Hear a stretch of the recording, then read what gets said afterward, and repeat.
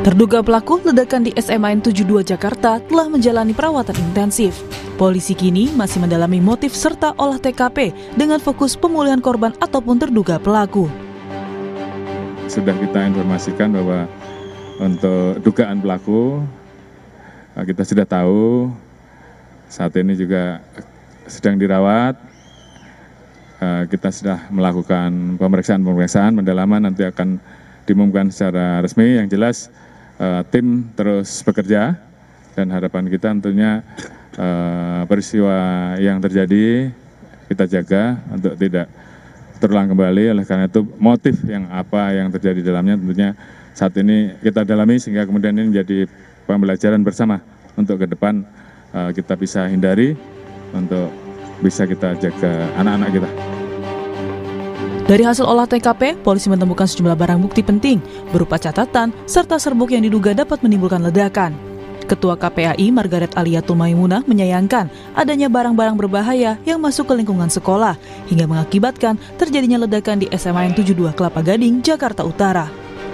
Agar kejadian serupa tidak terulang, KPAI meminta pengawasan di sekolah-sekolah lebih diperketat, mulai dari pengawasan barang bawaan hingga kondisi psikologis murid. Ledakan ini terjadi di sekolah. Ini kan menjadi perhatian di pihak satuan pendidikan ya. Kok bisa benda-benda yang kayak begitu ini lolos masuk di sekolah. Maka tentu ini menjadi tantangan di satuan pendidikan terkait dengan pengawasan terhadap barang-barang yang dibawa anak gitu ya. Itu. Kemudian bagaimana mekanisme bahwa di sekolah ya anak-anak harusnya mendapatkan perlindungan keamanan dan keselamatan gitu kan. Ini tentu menjadi PR gitu ya. Terus kemudian, dan ini tidak hanya menjadi PR orang tua atau satuan pendidikan, atau mungkin juga kepolisian untuk menyelidiki lebih dalam, tapi menjadi atensi kita bersama. Menteri Pemberdayaan Perempuan dan Perlindungan Anak Arifah Fauzi mendatangi Rumah Sakit Islam Cempaka Putih, Jakarta untuk menjenguk korban. Arifah menyebut Kementerian PPPA akan memberikan pendampingan untuk pemulihan psikologis korban dan orang tua, serta pengajar di SMAN 72. Yang anaknya tidak di sekolah di situ merasakan berat ya, apalagi orang tua, apalagi guru, apalagi teman-teman yang ada di situ. Jadi pendampingan psikologis ini yang utama bagi kami, dan besok kita akan berkoordinasi lebih lanjut baiknya apa yang kita lakukan untuk anak-anak ya, untuk keluarga dan juga untuk guru-guru. Proses belajar mengajar akan tetap berlanjut, hanya metode dan caranya yang sedang tadi diskusikan baru sesaat. Besok kita akan diskusikan lebih lanjut seperti apa baiknya sistem pendidikan yang akan dilakukan di hari Senin. Dalam penanganan kasus ini, sejumlah tim gabungan dari berbagai unsur polisi hingga Komisi Perlindungan Anak atau KPAI telah dikerahkan. Tim psikolog Polda Metro Jaya membuka posko trauma healing di area sekolah SMAN 72 Jakarta. Disediakan mobil konseling untuk siswa-siswi yang mengalami trauma pasca kejadian ledakan di SMAN 72 Jakarta, terutama siswa yang menjadi korban luka-luka. Sementara itu, tim konseling psikologi kepolisian Polda Metro Jaya juga disiagakan di Rumah Sakit Islam Cempaka Putih. Tim ini akan memberikan pendampingan psikologis bagi korban dan juga keluarga korban. Saat ini dari total 38 korban yang sempat dirawat di RSI Cempaka Putih, 14 orang masih dirawat inap, termasuk 1 orang yang diduga pelaku peledakan yang akan menjalani operasi medis lanjutan. Tim Liputan Kompas TV. Terduga pelaku ledakan di SMAN 72 Jakarta masih menjalani perawatan intensif. Polisi bilang saat ini tengah mendalami motif peledakan dan juga fokus pada pemulihan korban dan terduga pelaku. Kemudian bagaimana proses belajar mengajar selanjutnya di sekolah pasca ledakan dan bagaimana kemudian juga penanganan terhadap terduga pelaku sendiri. Kita akan bahas bersama dengan sejumlah narasumber yang sudah hadir dalam sambungan Zoom. Ada Ketua KPAI Margaret Aliatul Maimunah dan juga Kabar Eskrim Polri 2009-2011 Komjen Purnawirawan Ito Sumardi. Selamat pagi Bu Margaret, Pak Ito.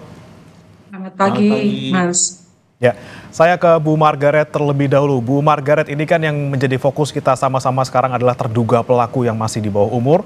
Kemudian ini motifnya masih didalami, tapi ada indikasi kemudian pelaku ini mengalami perundungan ataupun bullying gitu ya.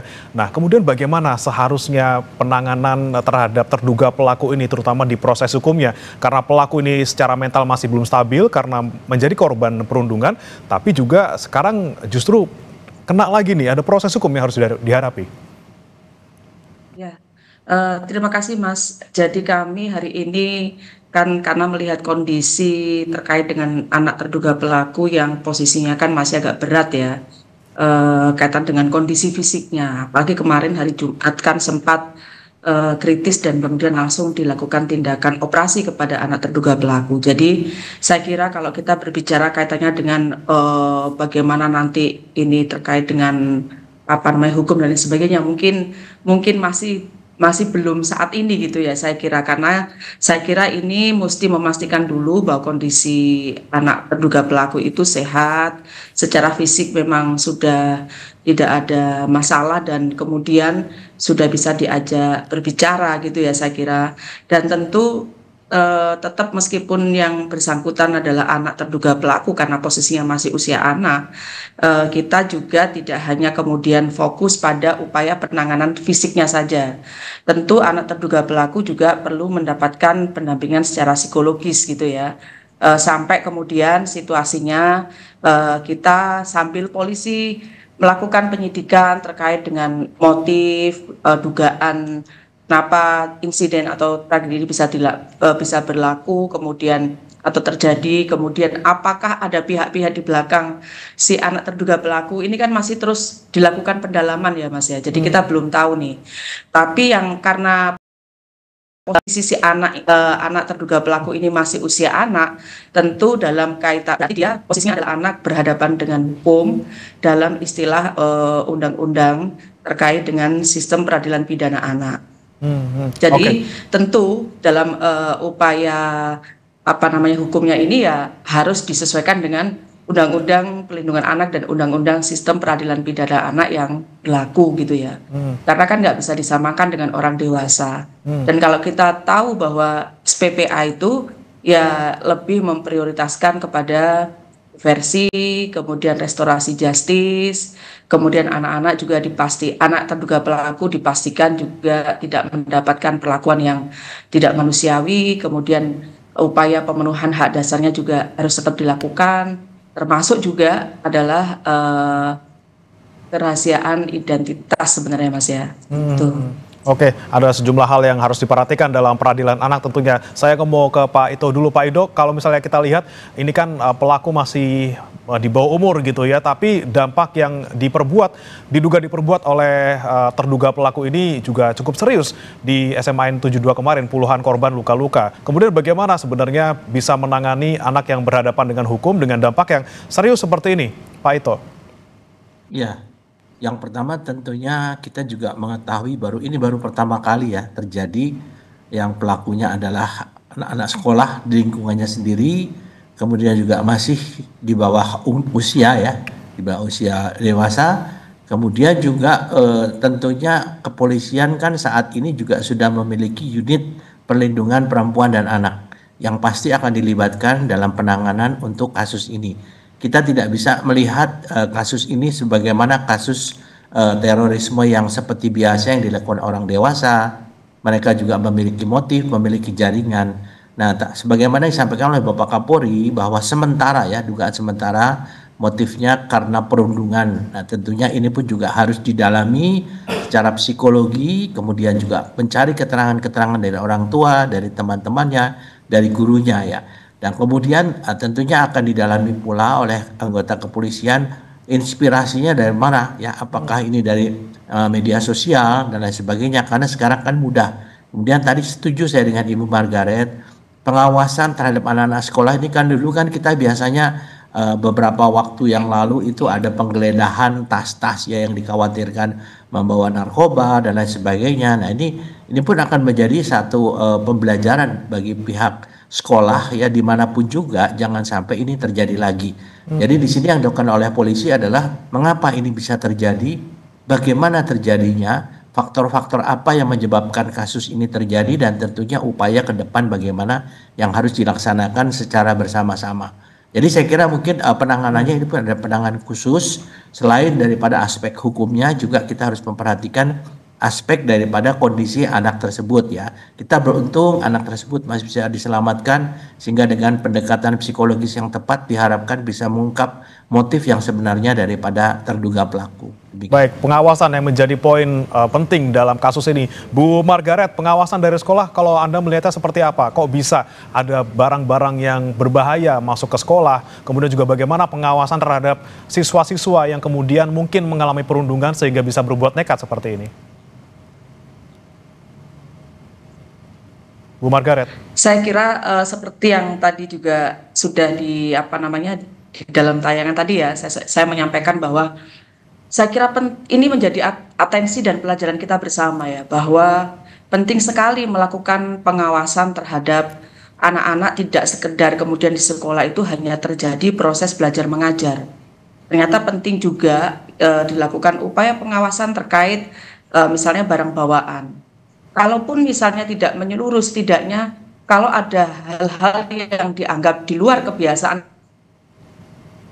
atau yang seharusnya, itu menjadi atensi untuk kemudian dilakukan pemeriksaan atau pendalaman terkait dengan kondisi tersebut. Dan tentu kami berharap tenaga pendidik atau tenaga pendidikan yang ada di lingkungan satuan pendidikan tentu tidak sekedar hanya melakukan proses belajar mengajar saja. Setelah selesai kelas, selesai. Tetapi bagaimana aktivitas anak selama di sekolah itu tetap harus dipantau gitu ya. Kan kalau kemarin kan kita melihat juga di bangku yang anak terduga pelaku kan juga ada coret-coretan, misalkan seperti itu ya. Tentu kan ini ya perilaku-perilaku yang seperti ini itu menjadi hal yang saya kira nggak bisa diabaikan. Termasuk karena anak terduga pelaku kan informasinya disebutkan oleh beberapa pihak kan korban perundungan. Ya, ini juga menjadi perhatian kita banget gitu. Memang kan sebenarnya di sekolah itu kita berharap ada penerapan sekolah ramah anak, sehingga betul-betul berbagai tindak kekerasan dan diskriminasi di sekolah itu bisa dicegah gitu dengan upaya implementasi sekolah ramah anak ini gitu ya. Jadi satuan pendidikan itu betul-betul bisa menjadi lingkungan yang aman, yang ramah, yang nyaman buat anak-anak untuk belajar, dan anak-anak itu perlu terhindar dari berbagai bentuk kekerasan. Ya, baik Bu Margaret, kita ke Pak Ito lagi. Pak Ito, kalau soal perundungan ini memang belum dipastikan oleh polisi menjadi motif dari terduga pelaku melakukan aksinya, tapi jika kita lihat ada beberapa ahli yang kemudian menyarankan atau menggagaskan bullying atau perundungan ini menjadi tindak pidana. Apakah dengan demikian bisa masuk akal dan juga bisa meminimalisasi peristiwa serupa terulang kembali? Ya, kalau menurut saya kan tujuan daripada hukum ini adalah untuk mencegah jangan sampai terjadinya satu perbuatan pelanggaran hukumnya. Sehingga saya kira saya sangat sependapat. Hanya memang untuk kasus ini agak sulit karena terjadinya kan di masjid ya. Di masjid di saat orang sedang melaksanakan ibadah agama, kemudian tentunya ini juga menjadi perhatian dari para penyidik, apakah korban-korban yang diduga adalah merupakan korban yang membuli yang bersangkutan itu ada dalam kelompok itu atau tidak. Pasti akan menjadi pendalaman dari teman-teman penyidik ya, karena kan yang bersangkutan itu boleh dikatakan dia sakit hati, dendam, sehingga dia terinspirasi mungkin karena yang bersangkutan barangkali dia adalah fanatik atau dalam menggunakan medsos, sehingga bisa menggunakan pola-pola yang dia bisa mendapat inspirasinya dari medsos tersebut. Nah, tadi dikatakan Bu Margaret setuju. Saya mungkin juga karena tugas kepolisian juga ada memberikan pelayanan perlindungan ya dan pengayoman bersama KPAI bersama dengan Kementerian Pendidikan, kita sudah merumuskan kembali bagaimana pihak KPAI kemudian pihak kepolisian bisa masuk di dalam satu kerjasama dengan lembaga pendidikan untuk melakukan pengawasan. Jadi dengan demikian kan paling tidak bagi anak-anak ini akan merasa terawasi, kemudian paling tidak mencegah ya faktor korelatif kriminogen yang kemungkinan bisa terjadi. Jadi ini memang memerlukan satu kerjasama sehingga kasus ini perlu menjadi pembelajaran bagi semua pihak terkait agar jangan sampai terjadi lagi. Kalau masalah undang-undang itu pun termasuk dalam satu upaya ya, agar supaya tidak terjadi lagi. Karena ini menjadi tanggung jawab juga dari teman-teman di lembaga legislatif. Demikian. Baik, Pak Ito, kalau kita melihat dari kasus ini, Pak Ito, dan juga mungkin beberapa waktu lalu ada ancaman teror juga ke sejumlah sekolah di Jakarta dan juga sekitarnya. Anda melihat apakah mungkin gitu Pak, ada kelompok terorisme yang menyasar anak-anak yang mungkin dalam kondisi rentan, kemudian dirundung gitu ya, sehingga dia bisa nekat melakukan sesuatu, atau Anda seperti apa? Kalau Anda melihat dari bukti-bukti yang selama ini dilihatkan, mungkin ada serbuk tulisan-tulisan yang dilakukan oleh pelaku. Anda melihat seperti apa, Pak Ito? Apakah ada kemungkinan seperti itu? Kemungkinan ada saja ya, karena kan kalau tidak salah teman-teman dari Densus 88 itu telah mengamankan seorang anak ya, anak-anak yang statusnya di daerah Jawa Tengah kalau tidak salah. Ini bisa saja terjadi, apalagi di usia yang masih remaja ini akan sangat mudah labil ya dari aspek psikologisnya yang sangat mudah terpengaruh dengan hal-hal yang mungkin bisa merubah sifat yang bersangkutan. Apalagi kalau dikaitkan dengan kondisi ya, kondisi keluarganya, pengawasan ataupun kondisi sosial ekonomi yang bersangkutan ya. Kemudian ada fanatisme yang sangat berlebih. Ini kalau dari aspek psikologi seorang anak ini kan jiwanya masih labil ya.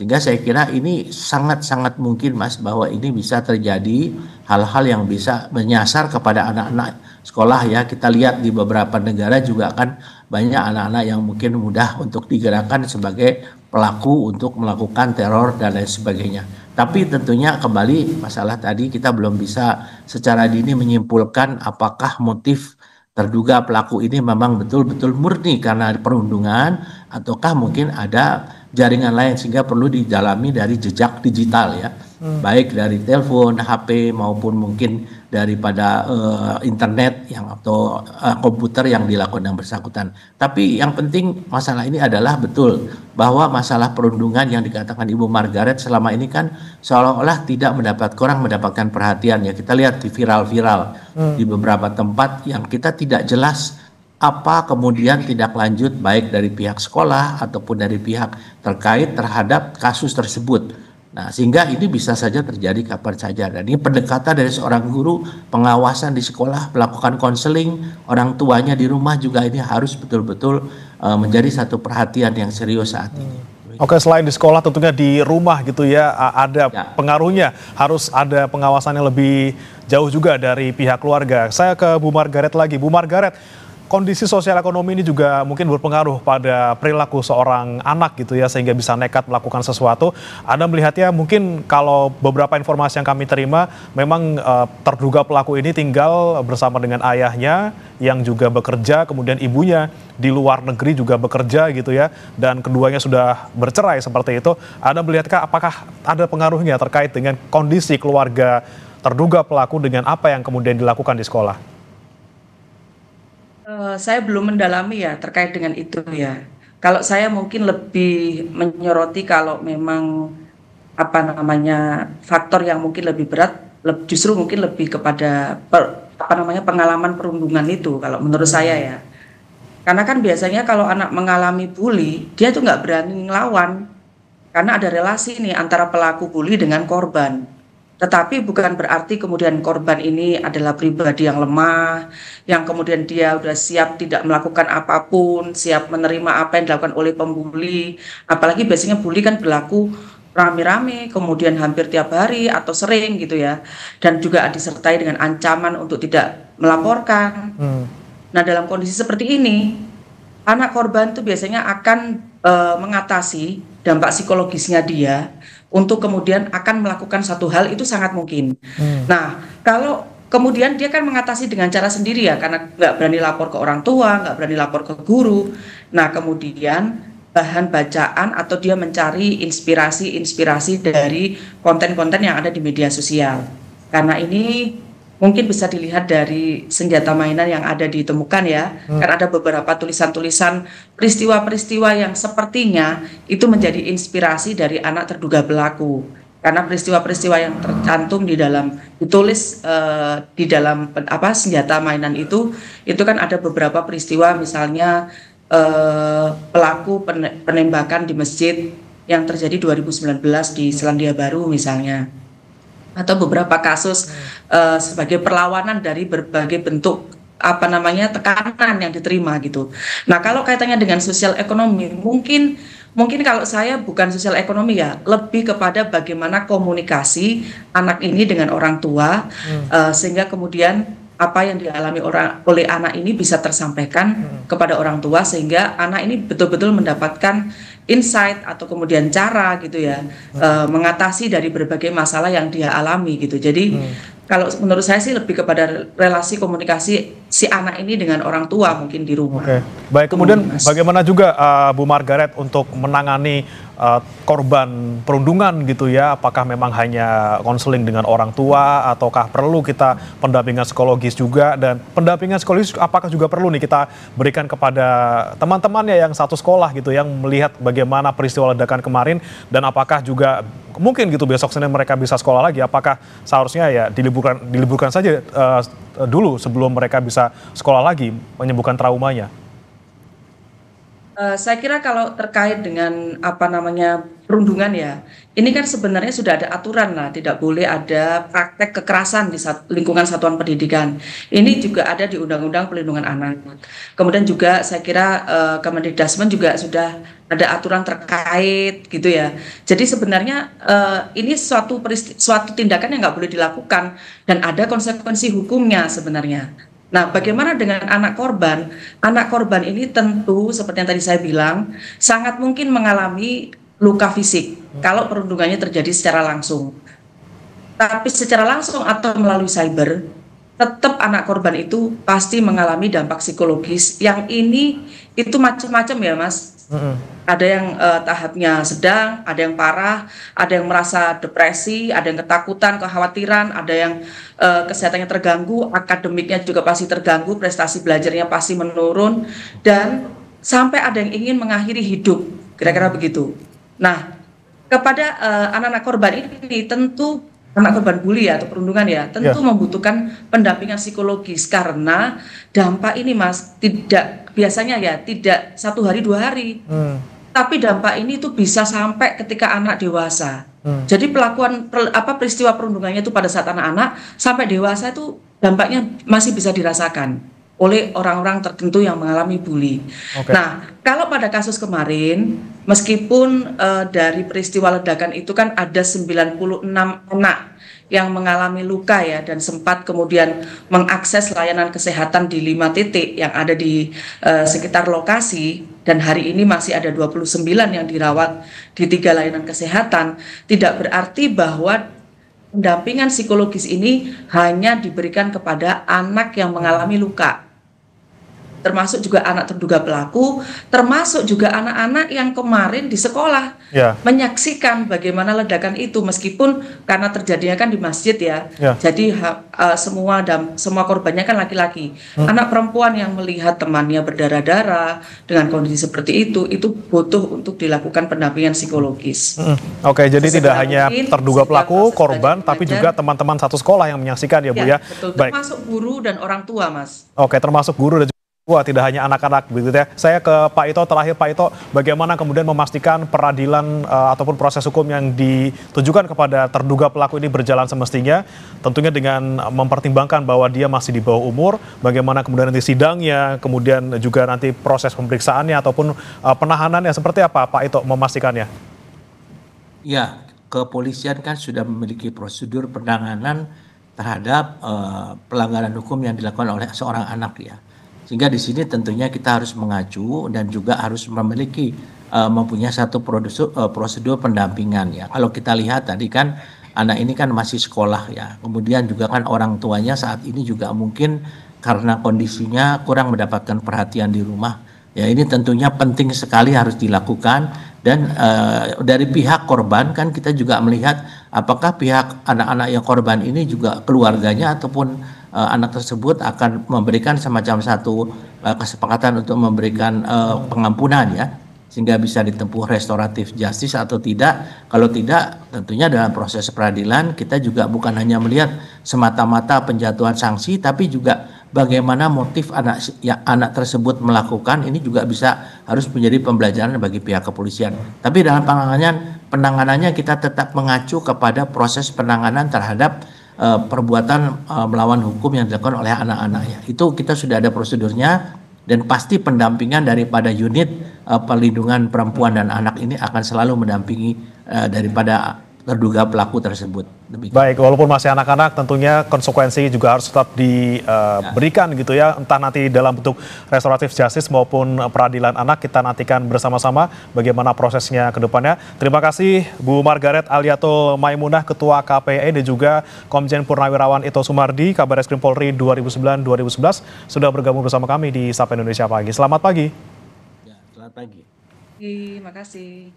Saudara, jangan beranjak, kami akan kembali dengan informasi lainnya.